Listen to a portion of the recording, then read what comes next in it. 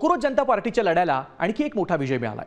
नालसार विद्यापीठाच्या दीक्षांत सोहळ्याला उपस्थित राहणाऱ्या सरन्यायाधीशांना विरोध केल्याप्रकरणी नालसारच्या विद्यार्थ्यांची वकिली रोखण्याचा निर्णय अखेर रद्द करण्यात आलाय।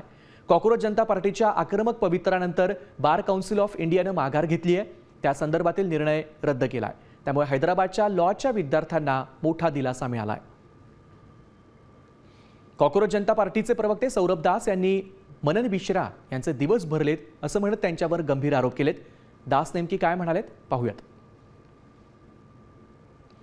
मित्रांनो, मिस्टर मनन कुमार मिश्रा यांच्या बार काउन्सिल ऑफ इंडियानं केवळ एका वर्षात बैठका आणि कॉन्फरन्सवर 14 कोटी रुपये खर्च केलेत।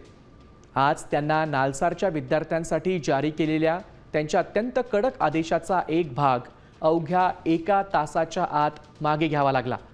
तर मग हे 14 कोटी रुपये कुठे आणि कसे खर्च होत आहेत? प्रवास आणि राहण्या खाण्यावर 12 कोटी रुपये खर्च करण्यात आलेत, पण याचा निकाल नेमकी काय लागला? जर मिस्टर मिश्रा युवा विद्यार्थ्यांच्या विरोधात इतका भडक आदेश जारी करू शकतात, तर त्यांनी युवा वकिलांसाठी आणि लॉ स्कूलसाठी काय भल्याचं काम केलंय?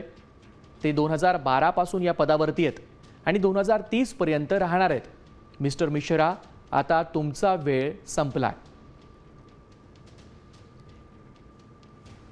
लीगल कॉकरोच युनिट आणि त्यांच्याशी जाब विचारून स्पष्टीकरण मागवा असं सौरभ दास यांनी एक्स पोस्ट करत म्हटलंय। दरम्यान यावर आता बार काउन्सिल ऑफ इंडियाचे अध्यक्ष मनन कुमार मिश्रा यांनी देखील प्रतिक्रिया दिली आहे। ते काय म्हणालेत पाहूयात।